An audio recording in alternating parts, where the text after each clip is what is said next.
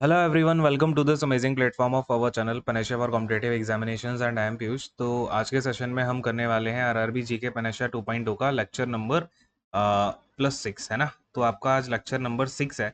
I hope आपने को मैंने ना बहुत सारी चीज़ें अलग अलग टॉपिक्स यहाँ पे एक्सप्लेन किए हैं पिछले 5 लेक्चर्स में। हमने कई टाइमलाइंस को भी कवर किया है और एज ऑफ नाउ हम कवर कर रहे हैं गवर्नर जनरल्स ऑफ बंगाल को। ठीक है, बंगाल फिनिश होगा उसके बाद आपका इंडिया आ जाएगा और आपको पता है कि फिर यही डेजिग्नेशन जो है वाइसराय ऑफ इंडिया करके कर दी गई थी। तो हम इन सारी चीज़ों को एक टाइमलाइन के फॉर्म में कवर करने वाले हैं। इसकी टाइमलाइन में ना सबसे इम्पोर्टेंट बात है कि हम इसकी टाइमलाइन में जो भी इम्पोर्टेंट वॉर्स हुए उसका क्या क्या सीन चल रहा है, तो इसके साथ साथ ना आपका पैरेलली 2-3 चीज़ें हम क्लियर करके चल रहे होंगे। तो बहुत ही इंपॉर्टेंट है। अगर आपका सीजीएल वगैरह का एग्जामिनेशन है, टियर 2 का एग्जाम है, 20 सीजीएल 2025 का एग्जाम है, तो उसके लिए भी यूजफुल है। देखो मैं पढ़ाते टाइम ये नहीं बोलता हूँ कि यार ये टॉपिक है, ये सिर्फ एनटीपीसी में ही आएगा। अब क्या सीजीएल में एग्जामिनेशन में क्वेश्चन पूछेगा तो उसके लिए मैं 2-4 चीज़ें और बढ़ा के बता दूंगा क्या, जो इवेंट हुए नहीं होंगे। तो हिस्ट्री में तो जो इवेंट हुए हैं वहीं से क्वेश्चंस आएंगे, तो ये कॉमन सेंस होता है। हाँ, तो कई बच्चे मैंने देखा है कि ये करते हैं कि सर सीजीएल टियर 2 के लिए अलग क्लास ले लो, उसके लिए अलग क्लास ले लो, फलाना-ढिमकाना। आपको मेरे पढ़ाने की मेथोडोलॉजी पता है अगर, तो मैं एक टॉपिक जो भी उठाता हूँ क्वेश्चन से, उसके बारे में ना उसका इन एंड आउट, उसकी बाल की खाल, उससे जो-जो क्वेश्चन पूछे जा सकते हैं, वो सारे आपको क्लियर करा देता हूँ। अब उससे अगर कोई क्वेश्चन बनेगा उस टॉपिक से, तो आपसे वो नहीं छूटेगा, ठीक है? तो इतना तो आप जो है इसलिए मैं आपसे बोलता हूँ हमेशा पेन एंड पेपर रखो। और इवन क्या होगा कि जब भी कोई चीज़ एक ऐड ऑन होगी, जैसे अगर हम पॉलिटी का हमने कोई टॉपिक कंप्लीट किया, उसमें कोई रीसेंट डेवलपमेंट हुआ, तो आप उसे वहीं पे ऐड कर सकते हो। जैसे अभी लैंग्वेजेस वाली चीज़ है, हमने शेड्यूल 8 पूरा पढ़ लिया था, बट अभी 5 लैंग्वेजेस को और उसमें ऐड कर दिया गया। तो मैंने आपको वो टेलीग्राम पे पोस्ट डाली थी कि उसमें ऐड कर लेना। तो ऐसे चीज़ें ये आपके लिए फ्रूटफुल भी होंगी और मतलब तभी आप ऐसा नहीं है कि ये मैं लेक्चर दे रहा हूँ और आपने इसको भागवत की तरह सुन लिया, फिर आपको कभी काम नहीं आने वाला है, या फिर आप लोग सोच रहे हो कि ये मेरे दिमाग में रह जाएगा। जब तक अपने हाथ के नीचे से नहीं निकालोगे, तब तक वो आपका नहीं होगा। अब आप मुझे ओल्ड स्कूल बोलो, जो बोलना है बोलो, बट यही एक पढ़ने का तरीका होता है, ठीक है? फिलहाल सेशन को शुरू करते हैं। चलिए। तो यार एक्चुअली में हम क्वेश्चन नंबर 19 कर रहे थे और यहाँ पे ओके, तो ये गवर्नर जनरल वाली चीज़ है, ये बुक्स आई गेस नोट्स के लिए आपको मैंने दी हुई थी, तो ये यहाँ पे रहने देते हैं। इन द न्यू स्लाइड, तो न्यू स्लाइड पे चलते हैं जहाँ पे हमने फिनिश किया था। तो हमने ये सारी चीज़ें जो है कंप्लीट कर ली थी। कहाँ तक की कहानी हो गई है इसमें? 1799 प्रेस एक्ट है। ओके, 1803, एक्चुअली ये 1803-05 ये वेलेस्ली के बारे में बात हो रही है ना। तो वेलेस्ली का एक्चुअली 1803-05 तक ही रहा है ये, मतलब 05 तक ये निकल गया था, है ना। अब हुआ क्या कि इसके बाद में आपको ये पता होना चाहिए कि जो एक्चुअली में यहाँ पे गवर्नर जनरल बनने वाला था, वो था यार, गवर्नर जनरल जो बनने वाला था वो था मिंटो वन। ठीक है, मिंटो वन। बट ये मिंटो वन जो है इंग्लैंड में था और इसे आने में लग गए 2 इयर्स, है ना। तो 1805 से लेके 1807 तक इसकी जगह जो एक एक्टिंग गवर्नर जनरल रहा है वो था जॉर्ज बॉर्लो। ठीक है, कौन था? जॉर्ज बॉर्लो। तो ये भी एक याद रखना है। देखो क्वेश्चन यार, ये जो भी चीजें बता रहा हूँ ना, आप उसे बिल्कुल ध्यान से सुनते जाओ, नोट्स में डालते जाओ। जो भी चीज मैं यहाँ पे बोलूंगा वो मैं कोई सिंगल चीज में फालतू नहीं बोलता हूँ, वो आपके एग्जाम में आनी ही है। ठीक है, कहीं ना कोई क्वेश्चन वहां से बन जाएगा या वो क्वेश्चन आया हुआ है। ठीक है, तो जॉर्ज बार्लो यहाँ पे 2 इयर्स के लिए क्या था, एक एंटरिम गवर्नर जनरल बन के रहा। ठीक, तो इन 2 इयर्स में देखो दो ही हमें इंपॉर्टेंट इवेंट पढ़ने हैं जो कि इसके कार्यकाल में हुए। एक तो हुई वेल्लोर म्यूटिनी, एक होती है आपकी वेल्लोर म्यूटिनी 1806 में होती है ये। ठीक, इसकी डेट भी पूछी गई है एग्जामिनेशन में, तो 10 जुलाई 1806 एक्चुअली। और फिर सेकंड क्वेश्चन आता है आपका इसमें सेकंड एंग्लो मराठा वॉर से। Second Anglo Maratha war. ठीक है, अच्छा, जो सेकंड एंग्लो मराठा वॉर था वो शुरू तो हुआ था 1803 में, लेकिन फिनिश हुआ इसके कार्यकाल में जो था जॉर्ज बॉर्लो का कार्यकाल। अब ये जो सेकंड एंग्लो मराठा वॉर है ना यार, ये बहुत ज़्यादा इंपॉर्टेंट है, क्योंकि इससे पहले आपको याद होगा मैंने आपको बताया था 1799 में क्या होता है, टीपू सुल्तान खत्म हो जाता है और जो मैसूर था, मैसूर आ जाता है इन द ब्रिटिश रूल, है ना, अंडर ब्रिटिश रूल ये आ जाता है। तो 1899 में ब्रिटिश रूल के अंडर आप देखोगे मैसूर साइड का पूरा एरिया आ चुका है। तो अगर हम देखते हैं इंडिया में जो भी इंडिपेंडेंट पावर थी, तो सिर्फ वो एक ब्रिटिश डोमिनेशन के अंदर एक मराठास बचे हुए थे, ठीक है। कौन थे? मराठास बचे हुए थे, इसलिए जो इनका सेकंड एंग्लो मराठा वॉर है वो इंपॉर्टेंट हो जाता है। और कई सारे एग्जामिनेशन में इसके अंदर से भर भर के क्वेश्चन पूछे गए हैं। देखो वो क्या क्या क्वेश्चन हैं, एक बार हम बात कर लेते हैं। तो ये मैं आपको बताने वाला हूँ 1800 के टाइम से, है ना, जब मैसूर में आपका टीपू सुल्तान खत्म हो गए और फिर यहाँ पे क्या सीन चल रहा था पैरेलली। 1800 में क्या हुआ यार, यहाँ पे 5 चीफ हुआ करते थे मराठास में। ये क्वेश्चन आता है कौन कौन से चीफ थे। एक आता है कि जैसे 5 चीफ हो गए, ठीक है, तो कौन कौन सी जगह से ये 5 चीफ थे। एक तो हो गए आपके पुणे के पेशवा, पुणे के थे पेशवा, ठीक है। फिर आपसे पूछा जाएगा पुणे हो गया, इसके बाद आपका आता है बड़ौदा, है ना, बड़ौदा, पुणे, बड़ौदा, और अपना ये नागपुर हो गया, नागपुर हो गया, इंदौर हो गया, और ये एमपी में अपना ये ग्वालियर, ठीक है, ग्वालियर हो गया। तो ये 5 जगह थी, इसमें देखो 5-5 चीफ कौन हुआ करते थे, ये बड़ौदा लिखा है ना। आपके पुणे के तो पेशवा हो गए, बड़ौदा के आपके हुआ करते थे गायकवाड़, है ना, गायकवाड़ हुआ करते थे। ग्वालियर के हुआ करते थे सिंधिया। नागपुर के आपके हुआ करते थे भोसले, भोसले, और इंदौर के हुआ करते थे होलकर, ठीक है। ये 5 चीफ हुआ करते थे। अब क्या हुआ, इनमें से जो मतलब इन पांचों में से जो अगर आप देखो तो पेशवा कौन बनते हैं, है ना, जो मतलब मेजर इसमें हुआ करते थे इन चीफ में, वो पेशवा हुआ करते थे, आपको ये तो पता ही होगा। तो जो पेशवा बनते हैं, माधवराव टू की यहाँ पे डेथ हो जाती है, इनके बाद में बनते हैं बाजीराव टू, ठीक है। बाजीराव टू जो है यहाँ पे पेशवा रहते हैं। अब क्या होता है, इन पांचों में ही इंटरनली कॉन्फ्लिक्ट होने शुरू हो जाते हैं 1800 के बाद से। और अगले 2 साल में होता क्या है कि एक बैटल होता है पूना में, ठीक है, जिसे आप कहोगे battle of Poona, battle of Poona, ठीक है। इस बैटल ऑफ पूना में क्या होता है, इन लोगों के बीच में आपस में ही लड़ाइयाँ होती हैं। मेजरली आपका होलकर हो गए, होलकर, पेशवा और भोसले, ठीक है, ये दोनों एक तरफ होते हैं, होलकर एक तरफ होते हैं। इन तीनों के बीच में बेसिकली लड़ाई होती है, एक तरफ होते हैं होलकर, एक तरफ होते हैं पेशवा प्लस भोसले। यहाँ पे युद्ध होता है और युद्ध जीतता है होलकर के यशवंत राव होलकर, यशवंत राव होलकर। तो याद रखिएगा बैटल ऑफ पूना किसने जीता था, यशवंत राव होलकर ने जीता था, ठीक है, जो कि चीफ थे होलकर्स के। और होलकर्स कौन सी जगह के थे, इंदौर के हुआ करते थे, ठीक है। अब हुआ क्या कि भाई जब ये हार जाते हैं पेशवा और भोसले, तो यहाँ पे जो पेशवा होते हैं पुणे के, पुणे के पेशवा कौन है, और यहाँ पे बाजीराव टू, है ना। तो बाजीराव टू क्या करते हैं, ब्रिटिशर्स के पास जाते हैं और फिर यहाँ पे बोलते हैं कि ब्रिटिशर्स से कि हमें आप प्रोटेक्शन दीजिए। और एक ट्रीटी यहाँ पे साइन की जाती है, क्या मांगते हैं, प्रोटेक्शन, ठीक है। प्रोटेक्शन, एक्चुअली ब्रिटिश प्रोटेक्शन ऐसा लिख सकते हो इसे। तो अंग्रेजों का प्रोटेक्शन मांगते हैं बिकॉज ये हार चुके थे यहाँ पे होलकर से। और यहाँ पे ये एक ट्रीटी साइन करके आते हैं जिसे आप जानते हैं ट्रीटी ऑफ बासे, ट्रीटी ऑफ बासे के नाम से। इसमें बेसिकली होता क्या है, इन्होंने कहा कि जो भी टेरिटरी है वो हम यहाँ पे ब्रिटिशर्स के अंडर कर देंगे, और जो ब्रिटिशर्स के ट्रूप्स होते हैं यानी कि जो उनकी सेना होती थी, उनके रुकने का, मेंटेनेंस वगैरह का इंतजाम ये बाजीराव टू अपनी पॉकेट से करेंगे, ठीक। उसके बदले में ब्रिटिशर्स क्या करेंगे, इनको प्रोटेक्शन देंगे, ठीक है, ये कहानी है। बट जो यहाँ पे सिंधिया, सिंधिया, सिंधिया प्लस भोसले होते हैं, ठीक है। क्योंकि होलकर तो आप देख रहे हो, होलकर तो पहले ही अलग हो गए, होलकर ने तो यहाँ पे युद्ध में हरा दिया था इनको, पेशवा को और अपने भोसले को। तो सिंधिया भोसले को लेकिन यहाँ पे ये ट्रीटी एक्सेप्टेबल नहीं होती है। इन्होंने कहा ना जी ना, हम ये ट्रीटी ऑफ बासे नहीं मानेंगे, कि भैया हम अपनी मतलब इन लोगों को पैसा नहीं देंगे, इनके ट्रूप्स रखने का पैसा हम नहीं देंगे, ठीक है। इसी वजह से क्या होता है, 1803 में निकल के आता है द्वितीय, सेकंड एंग्लो मराठा वॉर, ठीक है।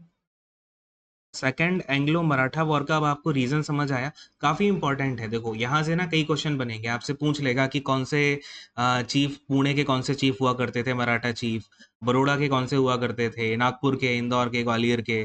फिर आपसे मतलब ये जितनी भी चीजें बताई हैं, ये क्वेश्चन यहाँ से बहुत पूछे गए हैं पास्ट में। तो इसके बाद में क्या हुआ, कि युद्ध देखो यहाँ पे शुरू किसने किया, सिंधिया और भोसले ने। बाद में इस युद्ध को होलकर भी ज्वाइन कर लेते हैं। अभी आपने देखा होलकर की लड़ाई हुई थी ना भोसले से, लेकिन फिर होलकर ने भी इस युद्ध को ज्वाइन कर लिया जब ये लोग मिलके लड़ रहे होते हैं ब्रिटिशर्स के खिलाफ। ठीक है, अब देखो ये तीनों एक पार्टी में हैं, लड़ रहे हैं ब्रिटिशर्स से, और क्योंकि पेशवा तो ऑलरेडी अपनी ट्रीटी ऑफ बासे करके आए हैं तो उनको कोई मतलब है नहीं। अब ये तीनों जब लड़ते हैं तो धीरे धीरे क्या होता है इनकी, मतलब वही बात है कि यहाँ पे एकता आप देखो किस तरीके से टूट रही है। क्या होता है 1803 में जो सिंधिया होते हैं, ये तीनों मिलके लड़ रहे हैं, लेकिन 1803 में जो सिंधियाज होते हैं, सिंधियाज, ये साइन करके आ जाते हैं ट्रीटी ऑफ सुरजी अंजना गांव, सुरजी अंजना गांव। ठीक है, और 1803 में ही भोसले भी यहाँ पे एक ट्रीटी साइन कर लेते हैं, भोसले। ठीक है, ये साइन करते हैं treaty of Devgaon, treaty of Devgaon. अच्छा, इसके अंदर भी अब कौन कौन से एरिया दिए इन्होंने तो वो इतना इंपॉर्टेंट है नहीं, क्योंकि अब होगा क्या कि जब ये सारी ट्रीटी साइन हो जाएंगी ना, इसके बाद जो सेंट्रल इंडिया का बहुत सारा पार्ट है वो ब्रिटिशर्स के अंदर आ जाता है। अब उन पार्ट्स में भी क्या होता है, दिल्ली आगरा का रीजन हो गया वो सिंधियास दे देते हैं। भोसले के पास में होता है कटक बालासोर का एरिया, वो भोसले दे देते हैं इस ट्रीटी के अंदर। तो वो इतना इंपॉर्टेंट नहीं है, ज़्यादा इंपॉर्टेंट चीज़ें ही हम कर रहे हैं करेंगे। 1805 में यहाँ पे होलकर्स भी लड़ रहे होते हैं, और ये भी लास्ट में भोसले जो होलकर होते हैं वो ट्रीटी ऑफ राजघाट साइन करके आ जाते हैं। ये है होलकर। अब भाई अकेले कब तक लड़ेंगे, ये करके आ जाते हैं ट्रीटी ऑफ अपना ये राजघाट, है ना, राजघाट। अब राजघाट का मतलब ये मत समझना, सबसे ज्यादा कंफ्यूजन की चीज ये है कि ये सुरजी और फंजना गांव में दिल्ली को दिया था, राजघाट में नहीं दिया था दिल्ली का हिस्सा।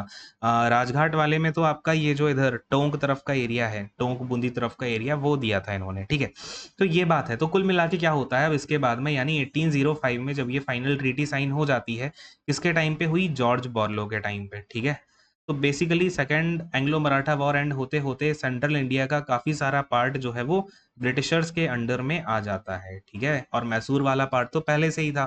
तो कहीं ना कहीं अब चीजें जो है यहाँ पे ब्रिटिशर्स के फेवर में होनी शुरू हो गई हैं यहाँ से। ठीक, तो ये कहानी हो गई। अब हम दूसरी चीज यहाँ पे कवर कर लेते हैं, वेल्लोर म्यूटिनी। याद रखिएगा वेल्लोर म्यूटिनी का डायरेक्ट क्वेश्चन तो ये किया आता है, वेल्लोर म्यूटिनी कौन से डेट को हुई, तो डेट याद रखिएगा 10 ऑफ जुलाई 1806 को। अब ये वेल्लोर म्यूटिनी बेसिकली क्या थी, वेल्लोर म्यूटिनी को ना आप एक तरीके से छोटा वाला 1857 का जो वो हुआ था ना, मंगल पांडे वाला विद्रोह हुआ था, वो भी बोल सकते हो, है ना। इसमें क्या हुआ था कि जो ये मद्रास रीजन है ना, मद्रास, मद्रास में यहाँ पे जो ये सिपाही होते थे, सिपाही समझते हो, यहाँ पे जो लोकल लोग होते थे उनको ब्रिटिशर्स अपने यहाँ पे या तो कोई लोकल ऑफिसर बना देते थे आर्मी में, या फिर सिपाही की भर्ती किया करते थे जिसमें कि इंडिया के लोग होते थे। ठीक है, तो इन सिपाहीज को यहाँ पे एक जो हिंदू थे और मुस्लिम थे, हिंदू मुस्लिम को एक तरीके की टोपी पहनने को दी गई, इनकी ड्रेस जो थी, तो उसमें बोला गया कि आप एक तरीके की टोपी पहनो, गोल टोपी होती थी वैसी वाली, तो उनको वो एक्सेप्टेबल नहीं थी, है ना, बिकॉज रिलीजियस फॉर्म में इनको, हिंदू मुस्लिम्स को ये एक्सेप्टेबल थी नहीं। तो इसको लेकर के ये क्या करते थे हैं, 100 से भी ज़्यादा जो ब्रिटिश ऑफिसर्स होते हैं उनको बंदी बना लेते हैं, और यहाँ पे जो वेल्लोर का किला है, वेल्लोर का किला है, यहाँ पे ये अपना फ्लैग होइस्ट कर देते हैं। अब क्वेश्चन आया हुआ है कि किसका फ्लैग होइस्ट करते हैं, तो फ्लैग होइस्ट करते हैं टीपू सुल्तान का। ठीक है, तो टीपू सुल्तान का जो है ये फ्लैग होइस्ट करके आ जाते हैं। मतलब ये जो सोल्जर्स होते हैं इनको ये बात क्योंकि बिल्कुल अच्छी नहीं लगती है, रिलीजियस सेंटीमेंट इनके हर्ट होते हैं। तो काइंड ऑफ फिर क्या होता है, यहाँ पे जो भी ये सैनिक पकड़े जाते हैं, जो भी इंडियन ऑफिसर्स पकड़े जाते हैं, दो चार ही होते थे इंडियन ऑफिसर, ठीक है, बाकी सिपाही ही रहते थे, तो इनको पकड़ के यहाँ पे मृत्यु दंड दे दिया जाता है। तो मतलब बेसिकली आप देखोगे तो 1857 में भी यही कहानी हुई, वो बहुत बड़े लेवल पे चली गई, लेकिन ये भी कहीं ना कहीं एक बहुत छोटे फॉर्म में इसी तरीके की घटना थी। और फिर ये आप याद रखिएगा कि 10 ऑफ जुलाई, कौन सी डेट को हुआ भैया, 10 ऑफ जुलाई 1806 को।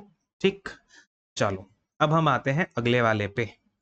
अब यहाँ पे क्या हुआ, 1807 में आपका कौन आ गया होगा, मिंटो, मिंटो वन यहाँ पे आ गया है, और मिंटो वन बन जाता है गवर्नर जनरल ऑफ बंगाल। और ये यहाँ पे 6 साल तक गवर्नर जनरल ऑफ बंगाल रहता है, यानी कि 1813 में जो है ये चला जाता है। इसके टाइम पे भी आपको दो चीज़ें थोड़ी सी ध्यान में रखनी है। इसके टाइम पे एक तो ट्रीटी ऑफ अमृतसर हुई। ट्रीटी ऑफ अमृतसर, इससे डायरेक्ट डेट का क्वेश्चन पूछा गया है CHSL 2020 के एग्जाम में। ठीक है, तो यार देखो ऐसी चीज़ें याद रखो जो आपके प्रीवियस ईयर में लगातार आती जा रही हैं। ट्रीटी ऑफ अमृतसर होगी और दूसरा चार्टर एक्ट। चार्टर एक्ट 1813 का, है ना। इन दोनों के बारे में हम थोड़ी थोड़ी सी छोटी छोटी सी बात करेंगे। सबसे पहले ट्रीटी ऑफ अमृतसर की अगर बात करें तो ट्रीटी ऑफ अमृतसर कौन सी डेट को हुई, याद रखिएगा 25 अप्रैल। कुछ कुछ ट्रीटी होती हैं जो यार कई बार पूछते हैं। 25 अप्रैल आपका ये 1809 में जो है ट्रीटी हुई थी। अब देखो मुझे ये डेट्स कैसे याद रहती हैं, मैं यार ऐसे रखता हूँ, मुझे पता है ये मिंटो आया था 1807 में। इसके 2 साल बाद हो गई ट्रीटी ऑफ अमृतसर, जब ये जा रहा था तब आया चार्टर एक्ट 1813 का। मुझे थोड़ा डेट्स इस तरीके से याद होती हैं, आप भी ऐसा कुछ बनाओ, है ना, कोरिलेशन करो। हर चीज़ में ट्रिक मत घुसाओ, हर चीज़ में ट्रिक नहीं जाती है। आप स्टैटिक जीके तो ट्रिक के हिसाब से कर सकते हो, बट मुझे नहीं लगता कि हिस्ट्री में डेट्स वगैरह ट्रिक से करना चाहिए, क्योंकि ये जो है फिर आपके माइंड को थोड़ा सा वीक बनाएगा। अगर आप डेट्स को ऐसे ट्रिक की वजह से याद रखोगे फलाना ढिमकाना, इसको ना ऐसे रिलेट करो डेट्स को, ज़्यादा बेटर है। अच्छा, अब ये किस किस के बीच में हुई थी 1809 में? महाराजा रणजीत सिंह के बीच में और ब्रिटिशर्स, या फिर आप कहो ईस्ट इंडिया कंपनी की तरफ से था मेटकाफ। ठीक है, मेटकाफ, तो इन दोनों के बीच में जो है ये ट्रीटी हुई थी, याद रखिएगा। इंपॉर्टेंट है बिकॉज 1809 में इन्होंने अपने महाराजा रणजीत सिंह जी ने सिख एम्पायर का यहाँ पे स्थापना की थी। काफ़ी इंपॉर्टेंट हो जाता है अपने आप में। फिर इसके बाद में जो है ट्रीटी ऑफ अमृतसर के साथ ही जो है डोगरा रूल शुरू हो गया था। डोगरा रूल की शुरुआत याद रखिएगा, डोगरा रूल कहाँ था? कश्मीर में था, है ना। सबसे पहली बात तो यही पता होना चाहिए। और ये कब से शुरू हो गया? ट्रीटी ऑफ अमृतसर के बाद से डोगरा रूल अपना स्टार्ट हो गया था यहाँ पे। अच्छा, फिर जब सिख एम्पायर यहाँ पे लड़ाई वगैरह होती है, फिर अपना पहला एंग्लो सिख वॉर होता है। फर्स्ट एंग्लो सिख वॉर होता है आगे, तो आगे चल के यहाँ पे दो ट्रीटी यहाँ पे ब्रिटिश और सिख एम्पायर के बीच में साइन होती हैं। एक तो होती है ट्रीटी ऑफ लाहौर, और दूसरी होती है आपकी ट्रीटी ऑफ अमृतसर। ठीक है, ट्रीटी ऑफ अमृतसर, तो ये दोनों अलग चीज़ें हैं। आपको ऑप्शन में अगर 1809, 1810, 1820 करके ऐसे ऐसे ऐसे करके ऑप्शन दिए, तो याद रखना आप ये आंसर मार्क करोगे। लेकिन अगर ऑप्शन में आपको 1809 वाला नहीं दिख रहा है ना, तो उसका मतलब है वो पूछ रहा है 1846 वाली ट्रीटी के बारे में। ट्रीटी ऑफ अमृतसर एक होती है आपका यहाँ पे, और लाहौर वाली भी 1846 में हुई है ना। ये इनमें कुछ ही दिन का फर्क था, ये 9 मार्च को हुई थी और ये वाली ट्रीटी हुई थी आपकी 16 मार्च को, इसके एक हफ्ते बाद। ठीक है, मुझे कैसे याद है, मैंने देखा 1809 में पहली ट्रीटी, फिर मैंने 9 को ये 9 मार्च से रिलेट कर दिया, तो ऐसे ऐसे करके थोड़ा सा लगाओ, है ना। मैं चाहता हूँ कि आप लोग भी याद रखो, ये नहीं कि ये लेक्चर ही देख लिया फिर भूल गए, फिर देख लिया फिर भूल गए। एक बार पढ़ो, याद कर लो, बात खत्म करो, है ना। ऐसे ही एक बार पढ़ के सिलेक्शन ले लो, खत्म करो कहानी को। और एक बार पढ़ो तो ऐसा पढ़ो कि बिल्कुल जान लगा दो, है ना। अब चार्टर एक्ट 1813 की बात करते हैं। देखो यहाँ पे कुछ दो चार इंपॉर्टेंट बातें हुई हैं चार्टर एक्ट में। एक तो ईस्ट इंडिया कंपनी की जो ट्रेड मोनोपोली थी, ट्रेड मोनोपोली खत्म कर दी गई, है ना। बोला गया कि अकेला सिर्फ ऐसा नहीं है कि ईस्ट इंडिया कंपनी ही यहाँ पे अपना व्यापार करेगी, इसके अलावा और कंपनीज भी कर सकती हैं, एक्सेप्ट। ठीक है, एक्सेप्ट क्या था? टी। ठीक है, एक्सेप्ट था टी, यानी कि जो चाय की ट्रेडिंग है ना, उसमें सिर्फ ईस्ट इंडिया कंपनी ही ट्रेड करेगी।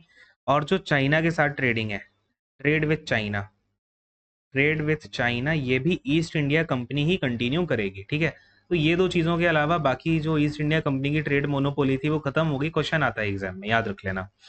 इसके बाद में आप एक चीज़ और 1813 में हुई कि जो वेस्टर्न एजुकेशन थी ना, वेस्टर्न एजुकेशन, वो धीरे धीरे बात की गई कि भाई वेस्टर्न एजुकेशन को हम इंडिया में फैलाएंगे। और भाई इसको इंडिया में फैलाने के लिए सबसे पहली बार 1 लाख रुपए का एलोकेशन किया गया। ठीक है, कि ये लो भैया 1 लाख रुपया, और जाके इंडिया में आप वेस्टर्न एजुकेशन को प्रमोट करो। तो आपको दिखता होगा कि भाई कहीं ना कहीं जो नींव है हमारे एजुकेशन सिस्टम की, वो वेस्टर्न एजुकेशन से ही जुड़ी हुई है। हालांकि न्यू एजुकेशन पॉलिसी 2020 की आ गई है, लेकिन उसमें भी यार वो मतलब अभी ग्राउंड लेवल पे इम्प्लीमेंट ही नहीं हो पाई अच्छे से, तो क्या करेंगे। खैर, इसके बाद क्रिश्चियन मिशनरीज को बोला गया कि आप जाकर के अपना रिलीजन फैलाओ, है ना। क्रिश्चियन मिशनरीज ने यहाँ पे आना स्टार्ट कर दिया। तो मिशनरीज का आगमन भी चार्टर एक्ट ऑफ 1813 के थ्रू होता है। बाकी की इसमें ज़्यादा कुछ खास बातें हैं नहीं, तो टेंशन लेने का है नहीं ज़्यादा। ये दो चीज़ें याद रखना। अब आ जाओ मिनटों के आगे, कहानी आपकी बढ़ती है। 1813 में आपका आता है लॉर्ड हेस्टिंग। तो क्या हम इसको लॉर्ड करके हेस्टिंग लिखेंगे? नहीं, हमें सिर्फ करना है हेस्टिंग करके याद। ये आ गया आपका हेस्टिंग्स, ठीक है। अच्छा, ये मेरी पर्सनल चॉइस है, ऐसा कुछ नहीं है कि आप उसमें ये लिख रहे हो, ये वर्ड लिख रहे हो, वो वर्ड लिख रहे हो, ठीक है। तो हेस्टिंग्स आता है 1813 से 23 में। और इसके टाइम पे यार तीन चार काफ़ी इंपॉर्टेंट चीज़ें होती हैं, जैसे कि एक तो आपका मद्रास में होता है ryotwari settlement. Ryotwari settlement. Ryotwari settlement वैसे कहाँ पे हुआ था? तो याद रखना, ये हुआ था आपका मद्रास में, ठीक है। मद्रास का गवर्नर कौन था उस टाइम पे? मतलब मद्रास में किसने कराया था रियोतवारी सेटलमेंट? तो थॉमस मुनरो ने। थॉमस मुनरो ने। और उस समय गवर्नर जनरल कौन हुआ करता था बंगाल का? वो हेस्टिंग्स हुआ करता था, ठीक है। याद रख लेना थोड़ा सा। इसके बाद में आप याद रखिएगा, सेकंड एंग्लो मराठा वॉर करा दिया था ना, थर्ड एंग्लो मराठा वॉर होता है इसके टाइम पे। Third Anglo Maratha war. फिर इसके टाइम पे ही आपका, अभी मैं आऊंगा है ना, इसके सबके थोड़ा सा डिटेलिंग में हम आएंगे, बट मैं थोड़ा सा ये क्या होगा आपके माइंड में थोड़ा फिट होता जाएगा। फिर इसी के टाइम पे आती है policy of intervention and war. Policy of intervention and war, ठीक है। ये भी समझेंगे अभी हम भैया, policy of intervention and war क्या थी। तो मतलब काफ़ी इंपॉर्टेंट यार इसके टाइम पे कहानियाँ हुई हैं, ऐसा नहीं है कि छोटी मोटी कहानी हुई हो। ये हो गया, एंग्लो मराठा वॉर हो गया। एक Anglo Nepal war. Anglo Nepal war भी यार इसी के टाइम पे हुआ था, देखो भाई, मजे की बात है। इसी के टाइम पे आपकी दो ट्रीटी होती हैं। ट्रीटी, ये ट्रीटी भी कई इंपॉर्टेंट है। एक होती है ट्रीटी ऑफ सांगली। सीधा क्वेश्चन आया है कि ट्रीटी ऑफ सांगली किस किस के बीच में हुई, तो भैया पढ़ लेंगे, है ना। फिर होती है ट्रीटी ऑफ पूना, ठीक। इसके बाद में आपको याद रख लेना है पिंडारीज के बारे में। पिंडारीज के बारे में सबसे पहले मुझे लगता है कई बच्चों ने ना, उस वो एक मूवी आई थी यार वीर करके, उसमें पिंडारीज के बारे में बात की गई है। तो अगर आपने वो मूवी देखी है, कहीं ना कहीं हम उसके ही आगे बढ़ेंगे। ये क्या हुआ, पेजेस ही खत्म हो गए यार। चलो ठीक है, ये इंपॉर्टेंट चीज़ें हैं, इनके बारे में हम थोड़ा सा पढ़ लेते हैं, फिर अगली वाली स्लाइड लगाएंगे। तो यार देखो, मैंने आपको इसके पहले परमानेंट सेटलमेंट करा दिया है ना। तो ये आपके दिमाग में रहना चाहिए कि यार कुछ लैंड रेवेन्यू सिस्टम हुआ करते थे ये अंग्रेजों के समय में। जैसे कि एक आपका रेवतवारी सिस्टम हो गया, परमानेंट सेटलमेंट हो गया, महलवाड़ी सिस्टम हो गया। महलवाड़ी सिस्टम भी था, ये बंगाल की तरफ हुआ करता था महलवाड़ी सिस्टम। रेवतवारी सेटलमेंट आपका मद्रास की तरफ है, तमिलनाडु से शुरू हुआ। अगर पूछ ले कहाँ से शुरू हुआ, तमिलनाडु से भैया, मद्रास से शुरू हुआ है ये। महलवाड़ी सिस्टम हो गया, रियोतवारी हो गया, और फिर zamindari system is your permanent settlement, है ना। जमींदारी सिस्टम, तो बेसिकली तीन सिस्टम ऑफ लैंड रेवेन्यू हमने देखे आज़ादी होने से पहले। पहला मैंने आपको पढ़ा दिया है, तो यही फायदा है यार इसकी टाइमलाइन करने का ना, कि हम मोस्टली मोस्टली सारी चीजें इसमें कवर कर रहे होते हैं, तो बढ़िया है। वो पढ़ लिया, रियोदवारी सेटलमेंट पे आ गए हैं। मद्रास में शुरू किया गया, थॉमस मुनरो जो कि उस समय गवर्नर हुआ करता था मद्रास रेजिडेंसी का, गवर्नर ऑफ मद्रास रेसिडेंसी, ठीक है। और वैसे थॉमस मुनरो के साथ एक रीड भी था। रीड, क्या नाम था ये, वो का पूरा नाम याद क्यों नहीं आ रहा है यार, याद ही नहीं आ रहा है इसका पूरा, एक मतलब थॉमस मुनरो के साथ रीड भी था, है ना। क्या नाम था, बिल्कुल ही दिमाग से स्किप हो गया। देखो एक बार आप लोग गूगल भी कर लेना इसको, मतलब रीड था, ये तो है पक्का। ठीक है, तो इन्होंने जो है शुरू किया, कौन से ईयर में किया? 1819 में जो है इसको शुरू किया गया।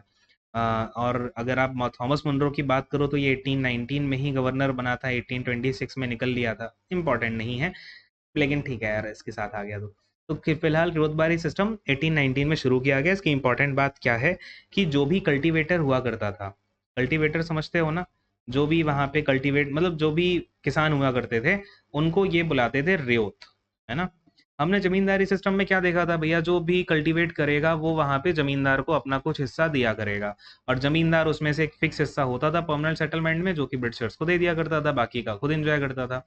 बट कल्टीवेटर यहाँ पे रेतवारी सिस्टम में क्या कहा, जो रेत होते हैं ये अपना जो भी टैक्स होगा या जो भी इन्हें देना होगा, है ना, जो भी इन्हें रेवेन्यू पे करना होगा लैंड का, ये डायरेक्ट ही करेंगे। ठीक है, बीच में कोई मिडल मैन यहाँ पे नहीं रहेगा, यानी कि जो जमींदार वाला सिस्टम है वो यहाँ पे होगा ही नहीं। तो डायरेक्ट जो यहाँ पे रेवेन्यू हुआ करेगा वो किसान किसे देगा, या जो रेत होगा वो किसे देगा, जो स्टेट है ना, उसे यहाँ पे डायरेक्ट दे दिया करेगा। और इसके बदले में जो भी जमीन है, जो भी लैंड है, उसके लीज के राइट्स हो गए, उसे अगर बेचना है, ट्रांसफर करना है, सेल करनी है, सेल डीड हो गई, है ना, तो ये सब चीजें, ये सभी राइट जो है वो परमानेंटली उस रेत के पास में, उस कल्टीवेटर के पास में होंगे। ठीक है, और उस मतलब जब तक जो भी ये रेत बेसिकली कल्टीवेटर्स हैं, ये जब तक रेंट देते रहेंगे, कोई भी उन्हें उनकी जगह से निकाल नहीं सकता है, कोई भी उन्हें वहां से एविक्शन नहीं करा सकता है उनका। ठीक है, तो ये था बेसिकली आपका रेतवारी सेटलमेंट। बात समझ में आ गई है? इतने ही इससे क्वेश्चंस पूछे जाते हैं। अच्छा यार, ये महलवाड़ी सिस्टम यहीं पे करा दूं क्या? वैसे महलवाड़ी सिस्टम 1822 में आया था यार। अ, आगे करेंगे महलवाड़ी को, ठीक है, या करा ही देता हूँ महलवाड़ी, अब यहाँ पे आ ही गया है तो पेज तो बचे नहीं। एक मिनट। ओके, यहाँ करा। महलवाड़ी सिस्टम यहाँ कराता हूँ। महलवाड़ी सिस्टम यार क्योंकि काफी इंपॉर्टेंट है ना। महलवाड़ी सेटलमेंट या फिर land revenue system, land revenue system. तो महलवाड़ी सेटलमेंट यार कब लॉन्च किया गया? 1822 में लॉन्च किया गया। किसने इसको यहाँ पे इंट्रोड्यूस कराया? ये कराया होल्ट मैकेंजी ने। होल्ट मैकेंजी ने जो है इसको यहाँ पे इंट्रोड्यूस किया था। ये एक इंग्लिश आदमी था, इसने लॉन्च किया बेसिकली। और कहाँ पे इसे पहली बार शुरुआत की गई? तो ये north western, north western provinces of Bengal presidency, Bengal presidency. और अगर हम आज के टाइम पे देखें तो ये यूपी साइड का एरिया है। तो अगर क्वेश्चन आता है एग्जाम में कि ये कहाँ का, मतलब किस एरिया में शुरू किया गया था महलवाड़ी सेटलमेंट, अगर उसमें यूपी भी दिख जाता है, बंगाल आपको दिखता ही नहीं है बंगाल प्रेसिडेंसी, तो यूपी टिक करके आ जाना है ना, कई बार ऐसा देखा गया है। चलो, अब इसमें क्या हुआ कि जैसे एक गांव है, अगर मैंने बोला ये एक एक्स गांव है, ठीक है, ये एक्स गांव है, इस गांव में जितनी भी जमीन होगी, अब क्या होगा, अलग अलग लोगों के पास होगी, अलग अलग यहाँ पे इसके कल्टीवेटर्स हुआ करेंगे, जो भी किसान है। तो इस पूरी जमीन, एक गांव की जमीन को इन्होंने कह दिया ये है एक महल। ठीक है, अब ये महल में क्या हुआ बेसिकली कि पूरी की पूरी जमीन आ गई ना, ये जितने भी गांव वाले लोग हैं इनके पास जो भी जमीन है वो पूरी इंक्लूड कर दी एक गांव की जमीन। वन विलेज की जमीन को इन्होंने क्या बोल दिया? एक महल बोल दिया। ठीक, तो अब ये क्या हो गया बेसिकली, जो भी यहाँ से रेवेन्यू मिलेगा, जो भी रेवेन्यू मिलेगा वो इस महल के ऊपर मिलेगा, यानी कि इस पूरी जमीन पे कैलकुलेट करेंगे, ये नहीं कि एक किसान अलग लेके आ रहा है, दूसरा किसान अलग लेके आ रहा है, ऐसा कुछ नहीं।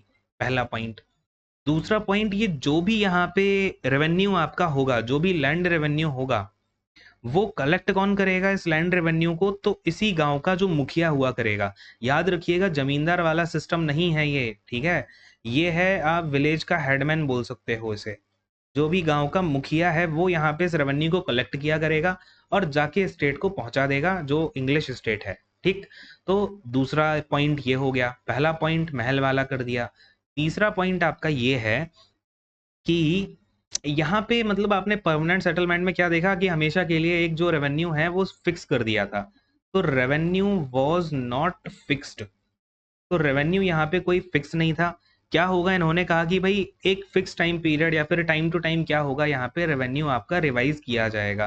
तो ये भी एक अच्छी चीज थी। तो खैर, ये हो गया आपका महलवाड़ी सिस्टम। आ जाते हैं अपने वापस से। हम्म, तो हमने यहाँ पे पढ़ लिया रियोतवारी सेटलमेंट जो कि हुआ हेस्टिंग के टाइम पे।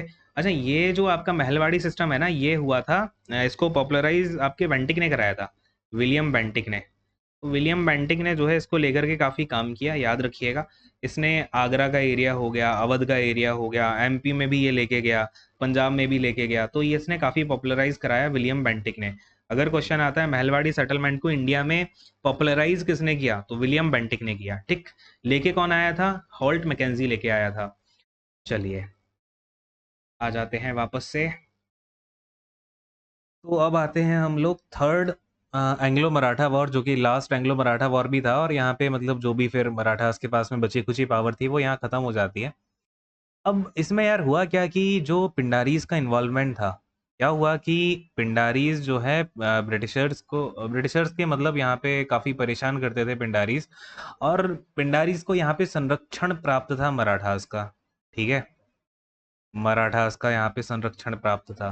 तो बेसिकली होता क्या है कि ये मैटर यहाँ पे तूल पकड़ता है, और मराठास में जो आपने देखा होगा पहले पेशवा थे बाजीराव टू, वो भी यहाँ पे अपोजिशन में आ जाते हैं ब्रिटिश के, बिकॉज उन्हें धीरे धीरे पता चलता है यार ब्रिटिशर पैसा लेके हमारे ही ऊपर जो है कहीं ना कहीं राज्य अपना स्थापित करने के चक्कर में है। तो बेसिकली यहाँ पे ये फिर इनकी यहाँ लड़ाई शुरू हो जाती है। Second Anglo Maratha sorry third Anglo Maratha war होता है आपका 1817 में, 1817 में। ठीक है, अब 1817 में ये शुरू होता है और ये इसकी कहानी 1818 में ख़त्म भी हो जाती है। इसमें भी खैर ये क्वेश्चन तो यहाँ से नहीं आए हैं।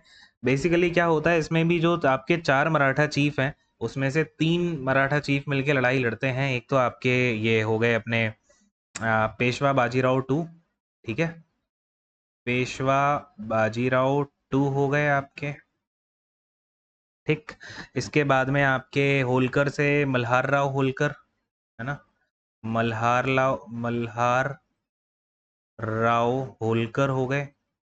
और इसमें आपके तीसरे हो जाते हैं ये भोसले में मुधोजी भोसले थे, मुधोजी भोसले। ठीक है, भोसले।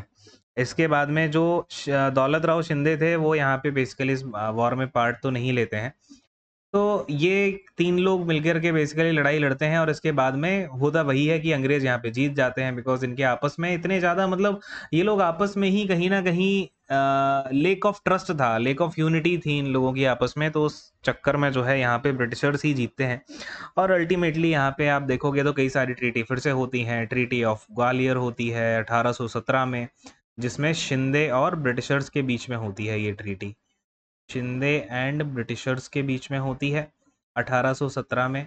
फिर जो इम्पोर्टेंट है यहाँ पे ट्रीटी ऑफ मैंडसौर, ट्रीटी ऑफ मैंडसौर, मैंडसौर या मंदसौर भी बोलते हैं, तो मतलब बेसिकली जो भी प्रोनाउंसिएशन है। ठीक है, इसमें होलकर्स ने देखो यहाँ पे पार्टिसिपेट तो नहीं किया था, बट फिर भी होलकर्स का जो है यहाँ पे ट्रीटी होती है ब्रिटिशर्स के साथ में 1818 में। और एक जो यहाँ पे बहुत ही नवजात शिशु होते हैं वो यहाँ पे सिंहासन पे बैठा दिए जाते हैं under the care of Britishers. Basically यहाँ पे पूरा वो राज ब्रिटिशर्स ही करने लगते हैं। और अल्टीमेटली होता क्या है कि 1818 में पेशवा भी सरेंडर कर देते हैं, और यहीं से आप देखोगे इनको यहाँ कह दिया जाता है कि अब हम आपको पेंशन देंगे, और इन्हें पेंशन देके भेज दिया जाता है ऑफ टू बिठूर। तो यहीं से जो है आप देखोगे फिर बिठूर में आते हैं इनके एक अडॉप्टेड बेटे होते हैं नाना साहेब। ठीक है, नाना साहेब इनके एक अडॉप्टेड बच्चे होते हैं। ठीक है, adopted son, he was the adopted son. तो ये आप देखोगे फिर 1857 रिवॉल्ट में बिठूर से वो करते हैं, नेतृत्व करते हैं। तो आपको अब समझ में आ रही होंगी चीज़ें कहाँ से कहाँ रिलेट होती हैं, है ना। तो ये कहानी है आपका, फिर बिठूर में ये पहुंच जाते हैं, 1857 रिवॉल्ट में भी पार्टिसिपेट होता है। अल्टीमेटली ये कहाँ से शुरू हुई कहानी आपका सेकंड मराठा वॉर से, है ना, एंग्लो मराठा वॉर। तो इसके बाद में है आपका policy of intervention and war. इसमें डिटेल में जाने की वैसे तो आवश्यकता है नहीं, तो बस ये याद रख लो treaty of intervention and war किसने अप्लाई करी थी, तो ये हेस्टिंग्स ने अप्लाई की थी। ठीक है, इसके बाद आ जाओ अपना इसके बाद आप आ जाओ एंग्लो नेपाल वॉर पे। ठीक है, इसके बारे में ज़्यादा कुछ खास नहीं, ये याद रख लो कि ये कौन से ईयर में हुआ। तो एंग्लो नेपाल वॉर हुआ आपका 1813 से लेके 1823 तक, ये पूरे 10 साल चलता है। ठीक है, तो इसमें बेसिकली गुरखास की लड़ाई होती है, तो ये याद रखना, इसको हम बैटल ऑफ गुरखास भी बोलते हैं, बैटल ऑफ गुरखास। अच्छा एक बात याद रखना, ये 1823 में तो यार मतलब ये है कि जो मेजर एंग्लो नेपाल वॉर देखोगे तो 1813 से 1816 के बीच में, या कहीं कहीं आपको 1814 भी लिखा मिलेगा। बट क्या होता है ये इस पीरियड में भी ना छोटे छोटे ये वो बोलते हैं ना जो गुरिल्ला वॉर भी होते रहते हैं ना, इन पे छोटा मोटा हमला होता रहता था, तो कोई दिक्कत नहीं है ये। बट अगर मेजर टाइमलाइन ही पूछे बैटल ऑफ गुरखास की, तो 1814 से 1816 ही आप करेंगे इसको। और इसमें बेसिकली जो भी गुरखास होते हैं, नेपाली किंग्स होते हैं, इनके बीच में लड़ाई होती है। और ईस्ट इंडिया कंपनी ब्रिटिशर्स की, ठीक है। अल्टीमेटली एआईसी जीत जाती है और इसके रिजल्ट में निकलती है ट्रीटी ऑफ सांगली।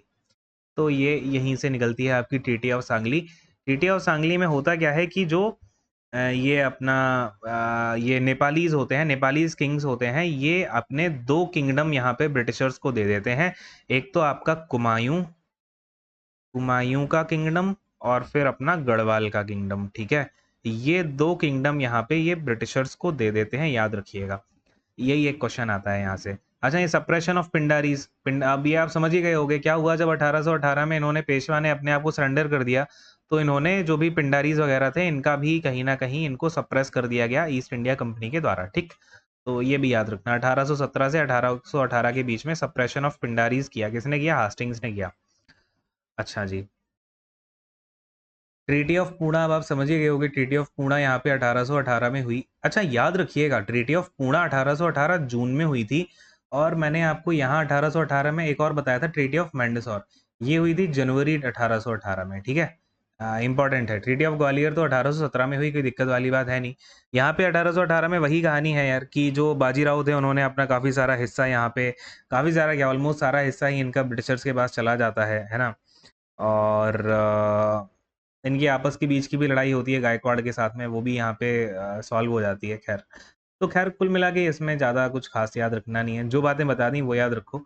बाकी आपको आई होप कि ये सारी चीज़ें जो हमने आज क्लियर करी हैं वो समझ में आ गई होंगी। एक काम करता हूँ, आज ही मैं ये भी ख़त्म कर देता हूँ, थोड़ा सा और आगे बढ़ लेते हैं यार, फिर आज का लेक्चर ख़त्म करेंगे, जिससे कि आपका आज हम गवर्नर जनरल ऑफ बंगाल ख़त्म कर देंगे, है ना। फिर आपका आएगा चार्टर एक्ट ऑफ 1833, ठीक है। तो 1833 वाला चार्टर एक्ट में हम आगे की कहानी करेंगे। बेसिकली जो आपका last governor general of Bengal and first governor general of India था, विलियम बेंटिक, उसके बारे में बात अगले सेशन से करेंगे। आज ये खत्म कर लेते हैं। 1823 तक आपका हेस्टिंग था, फिर 1823 से अगले 5 साल यानी कि 1828 तक रहता है आपका एमहर्स्ट। एमहर्स्ट, इसके बारे में ज़्यादा कुछ याद वैसे भी नहीं रखना है, तो 2-4 चीज़ें हैं उनको हम देख लेते हैं फटाक से।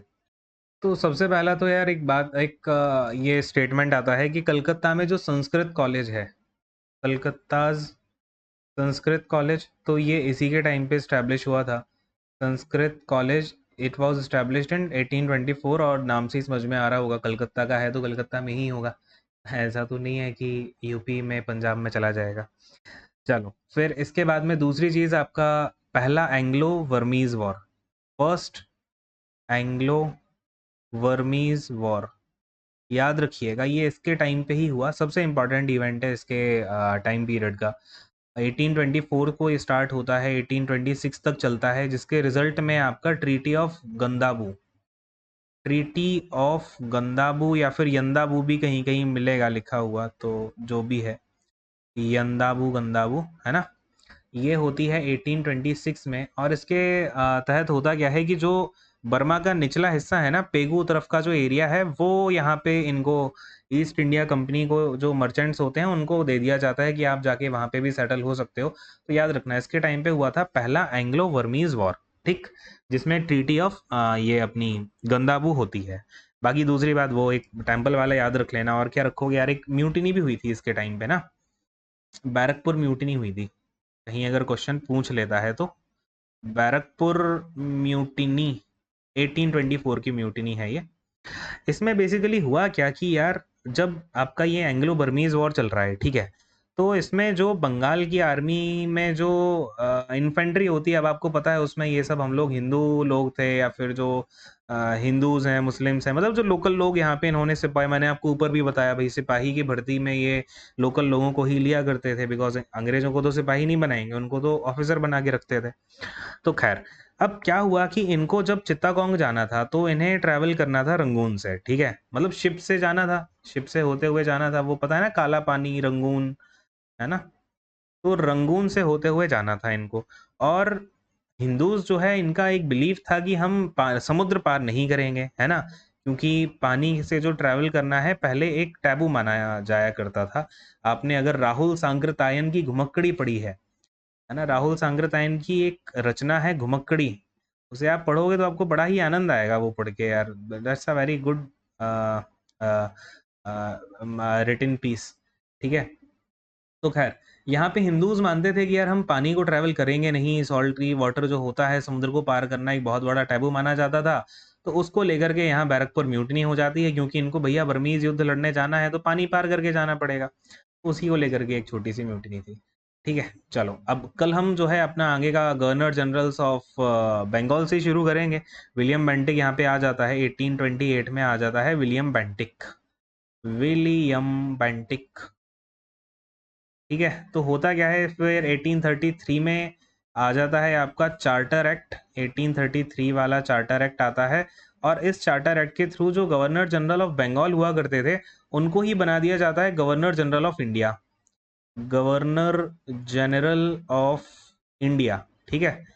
तो अब अगर आपसे क्वेश्चन पूछा जाता है who is the first governor general of India, तो भैया विलियम बेंटिक, क्योंकि 1833 में चार्टर एक्ट आया तो 1833 में ये गवर्नर जनरल ऑफ बंगाल से बन जाता है 1833 में गवर्नर जनरल ऑफ इंडिया।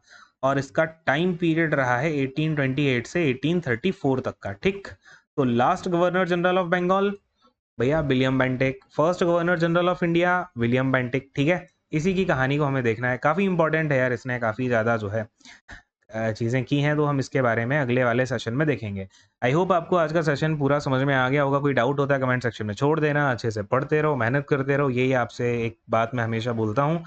तो पढ़ो लिखो आगे बढ़ो यार, ठीक है। Thank you so much, God bless you all, take care and bye bye.